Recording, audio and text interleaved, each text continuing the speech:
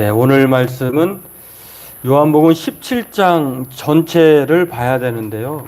그렇게까지 보기에는 좀 시간이 많이 걸릴 것 같아서 17장 전체를 다루겠지만 읽는 것은 우리 9절에서 21절까지만 읽고 말씀을 함께 같이 은혜를 나누도록 하겠습니다.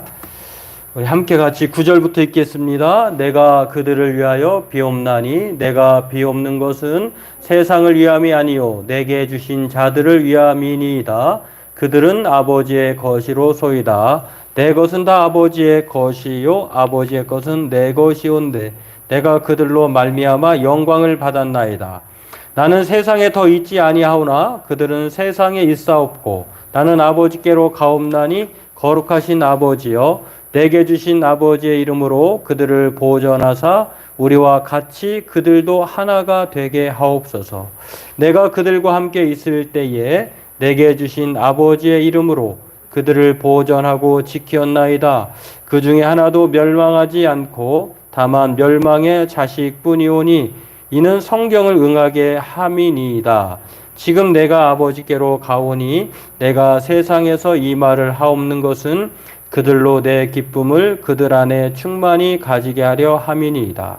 내가 아버지의 말씀을 그들에게 주었사오매 세상이 그들을 미워하였사오니 이는 내가 세상에 속하지 아니함 같이 그들도 세상에 속하지 아니함으로 인함이니이다.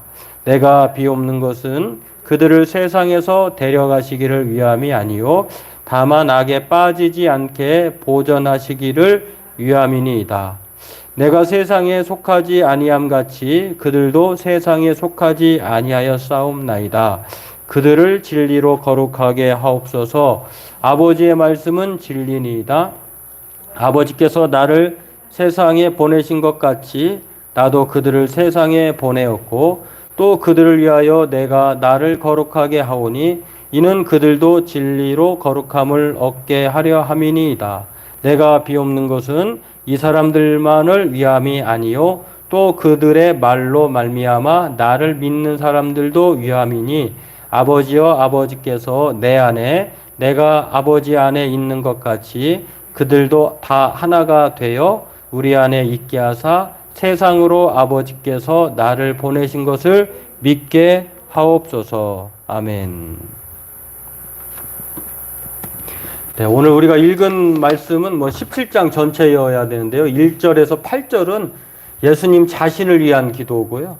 또 9절에서 오늘 읽은 21절까지는 이제 더 이상 더 26절까지 있습니다만 그 내용은 예수님의 제자들 11명의 제자들을 위한 기도, 그리고 나머지 부분은 예수님의 11 제자들로 말미암아 미래에 추후에 예수님의 제자가 될 사람들을 위한 기도라고 할 수 있습니다. 오늘 이 예수님의 이 기도는요, 일명 학자들은 제사장적 기도라고 합니다.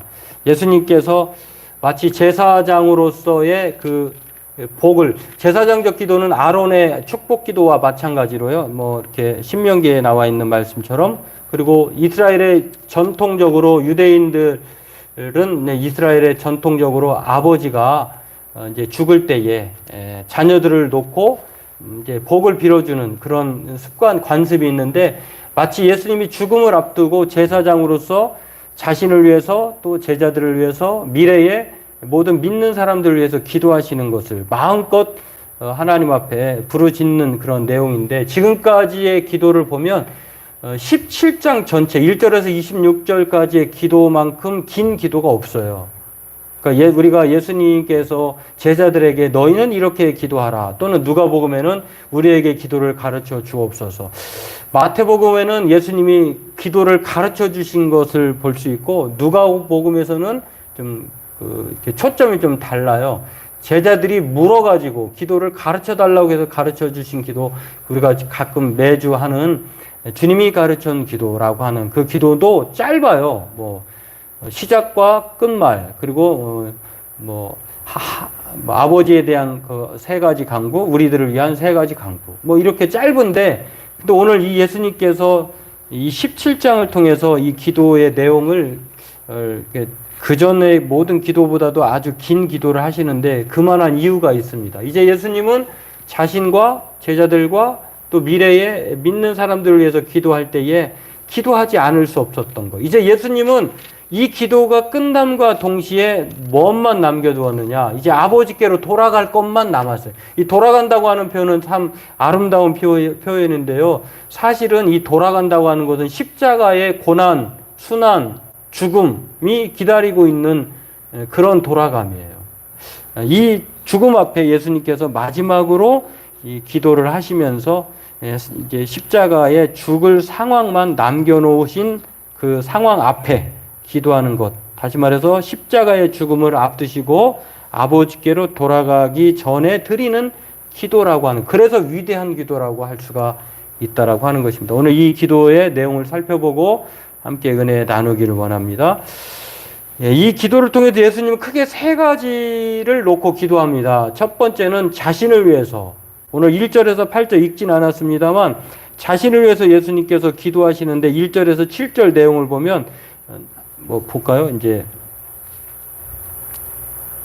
아버지여 때가 이르렀사오니, 이 때가 죽으실 때예요. 이제 곧 죽음을 앞두시고 있었사오니 아들을 영화롭게. 이 아들은 예수님이시잖아요.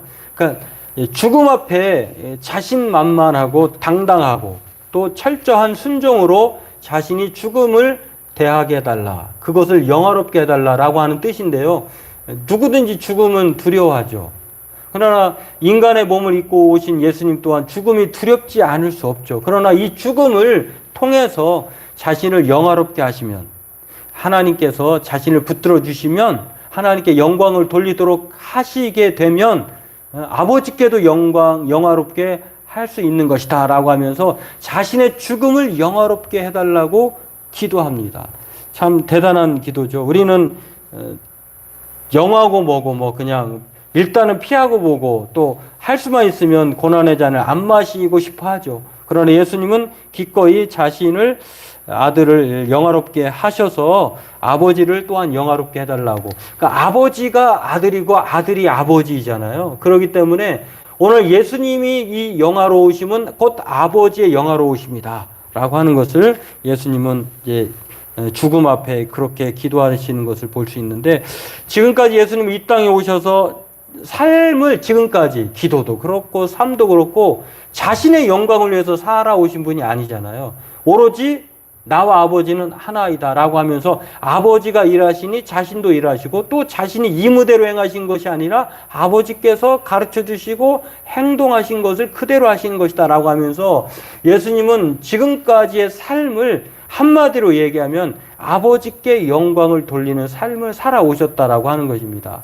그래서 예수님은 시작도 그렇고 또 마지막까지 하나님께 영광을, 아버지 하나님께 영광을 돌리는 데에 그 삶을 헌신해 오신 것을 알 수가 있는데, 지금 이 죽음까지조차도 예수님은 아버지께 영광을 돌리기 위해서 자신을 영화롭게 해달라고 기도하시는 것을 볼 수가 있습니다. 그래서 왜 그게 자신을 영화롭게 해야 아버지께 영화롭게 되느냐면, 예수님이 죽으시고 부활하시고 승천하셔야 그것을 믿는 자에게 무엇이 주어지냐면 영생이 주어지기 때문에 그래요. 우리가 영생을 얻는다고 하는 사실은 예수님의 죽으심과 또 예수님의 다시 사심, 그리고 그것을 믿음으로 말미암아 바로 우리가 영생을 얻는 것인데, 예수님이 만약에 영화롭게 되지 않으면 이게 안 된다고 하는 것입니다. 그래서 영생의 정의를, 예수님은 영생을 어떻게 얻느냐, 이 방법을 이렇게 말씀하고 있어요. 영생은 곧 유일하신 참 하나님과 그가 보내신 자 예수 그리스도를 아는 것입니다. 여기서 안다고 하는 것은 경험하여 아는 거예요. 그러니까 지식적으로 아는 것이 아니라 내가 그것을 믿는 거예요.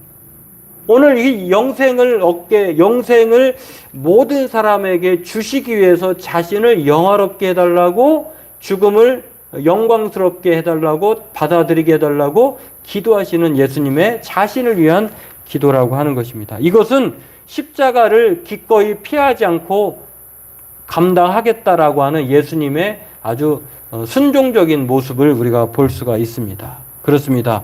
오늘 우리도 예수님처럼 우리의 삶의 과정, 그리고 시작과 과정, 그리고 끝이 예수님처럼 하나님 아버지께 영광을 돌리는 삶이었으면 하는 그런 바람을 갖게 됩니다. 오늘 예수님은 그렇게 사셨고요. 또 죽음 앞에 그렇게 우리가 죽을 때 정말 누구나 영광스러운 죽음이 되었으면 좋겠어요. 참 저 사람, 누가 봐도 참 아까운 죽음이다.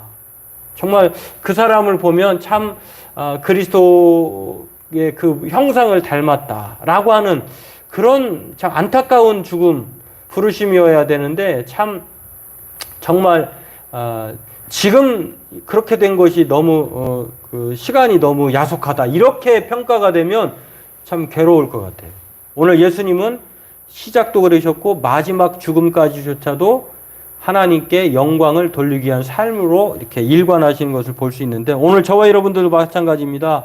하나님의 영광을 위해서 살아가는 그런 인생 우리의 삶이 되길 원하고요. 또 날마다 우리가 기도할 때 하나님 나의 삶이 나의 모든 말과 행동이 하나님께 영광이 되게 해 주옵소서. 그러기 위해서는 우리 스스로가 그렇게 되질 않아요. 그렇기 때문에 우리를 성령으로 붙들어 주시고 성령께서 우리를 영화롭게 해 주셔서 나의 말과 나의 모든 것들이 하나님께 영화로운 것이 되게 해 주옵소서. 그렇게 기도해야 될 줄 압니다. 오늘 저와 여러분들이 삶과 기도가 예수님처럼 그렇게 되길 주의 이름으로 소망합니다. 두 번째로 오늘 우리가 읽었던 말씀을 보면은요, 예수님께서 하시는 두 번째 기도는 자신들을 위해서 기도했을 뿐만 아니라 이제는 예수님께서 제자들을 위해서 기도하십니다. 9절에서 19절까지의 내용인데요. 예수님 자신을 위해서는 영화롭게 해 주옵소서, 영광을 돌리게 해 주옵소서. 영광이라고 하면 오늘 제자들을 위한 예수님의 기도는 한 단어로 말하자면 보존이에요. 보존. 보호 또는 보존. 이 제자들을 보호해달라, 보존해달라, 빼앗기지 않게 해달라 이런 뜻입니다. 왜 그렇습니까? 예수님께서 이 두 번씩이나 보존해달라라고 11절, 15절 이렇게 나오는데요. 그들을 보존하사 우리와 같이 그들도 하나가 되게 하옵소서. 15절에도 그렇게 말을 합니다. 보존하시기를 위함이니이다. 이렇게 말을 해요. 그러니까 예수님이 제자들을 정말로 11명의 모든 이제 뭐 가룟 유다는 뭐 나중에 예수님을 배신할 것이니까 그는 뭐 이제 사도로서의 탈락을 하게 될 것이고요. 이 11명의 사도들을 예수님은 그 어떤 사람들에게 빼앗기고 싶지 않으신 거예요. 왜 그러냐면 이 빼앗기게 되면 이렇게 기도하시는 배경에는 이렇게 세 가지가 있는데 첫 번째는 예수님이 이제는 더 이상 세상에 머무르지 않기 때문에 그래요. 아버지께로 돌아가면 이제 남아있는 것은 예수님의 제자들 뿐인데 예수님 대신 세상에 계속 머물러 있어야 할 존재들이 제자들이기 때문에 그렇게 기도하는 것을 볼 수 있고요.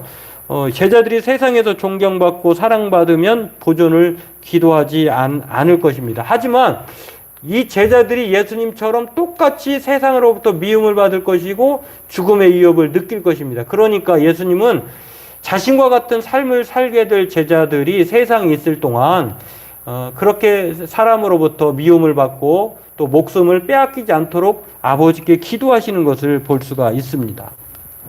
그래서 예수님은 아버지께 이 제자들을 보존해달라, 보호해달라 그렇게 기도하는 것을 볼 수 있고요. 두 번째로 예수님께서 제자들을 보존해달라고 기도하는 이유는 세상으로부터 미움을 받기 때문에 그래요. 오늘 14절에 나와 있는 것처럼 아버지의 말씀을 그들에게 주었사오매 세상이 그들을 미워하여 싸우니 이는 내가 세상에 속하지 아니함 같이 그들도 세상에 속하지 아니함으로 인함이니이다. 세상에 미움을 받을 제자들을 예수님은 그걸 아시고 자신도 뭐 그랬었기 때문에 오늘 그렇게 빼앗기지 않으려고 하시는 것을 볼 수가 있습니다. 그렇습니다. 오늘 저와 여러분들도 예수님은 이미 뭐 요한복음 15장 18절에서 말하고 있는 것처럼 예수님의 제자들을 미워하면 사실은 예수님이 미리 제자들에게 미워할 것을 말씀하시면서 나중에 너희가 세상으로부터 미움을 받을 것인데 사실은 너희가 미워한 것은 나를 미워하는 것이고 또 세상에 속하지 아니하였기 때문이다라고 하시면서 이걸 예고하신 적도 있거든요. 그러니까 오늘 제자들은 예수님께서 이 제자들을 보존해달라고 기도하시는 이유는 예수님은 가시고 남아있는 제자들이 대신 있어야 되고 그 제자들이 세상으로부터 미움을 받을 수밖에 없기 때문에 오늘 예수님은 보존해달라, 보호해달라 아버지께 기도하는 것이라고 하는 것을 알 수가 있습니다. 그렇습니다. 제자들은 세상으로부터 미움을 받을 수밖에 없죠. 오늘 저와 여러분들도 마찬가지입니다. 정말 우리가 이 세상에서 참된 믿음을 갖고 살려면 세상에 속하지 않게 되기 때문에 때로는 세상으로부터 이유 없는 미움을 받고 또 평가를 절하하게 되고 또 여러 가지 곤란을 당하게 됩니다. 그러나 오늘 이것은 반대로 얘기하면 우리가 정말 신실하게 진리로 거룩하게 되었구나, 예수님의 제자가 되었구나 라고도 생각할 수 있을 것으로 우리가 볼 수가 있습니다. 그리고 오늘 예수님께서 제자들을 위해서 보존해달라고 기도하시는 이유는, 세 번째 이유는 예수님 대신 이들이 사명을 감당해야 하기 때문에 그래요. 예수님은 이제 떠나시고 성령이 함께 하셔서 제자들과 이제 동행하실 것인데 그 제자들이 이 세상에서 어떤 일을 해야 되느냐? 예수님이 하셨던 일을 계승하는 거예요. 오늘 본문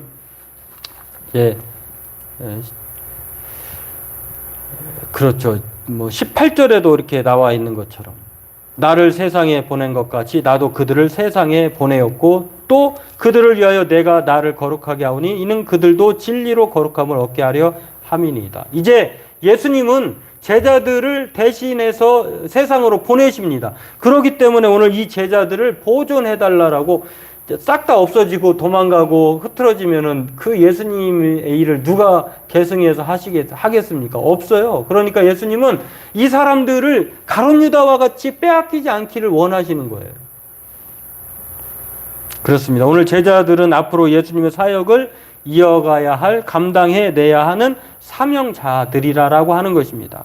오늘 그래서 예수님은 제자들을 위해서 기도하시면서 진리의 말씀으로 거룩한 사명을 감당하게 해달라고, 진리로 거룩하게 해달라고 말씀하는 것을 볼 수가 있습니다. 그러므로 오늘 우리도 예수님처럼 이 땅에 살면서 정말로 진리로 거룩함을 받아서 우리가 예수님의 사명을 감당하는, 우리를 통해서 하나님의 뜻이 이루어지고 하나님 나라가 확장되는, 복음이 더 편만하게 세상까지 전파되는 그러한 우리의 사명자가 되기를 위해서 그렇게 기도하는 저와 여러분이 되고 또 그렇게 살아가기를 원합니다.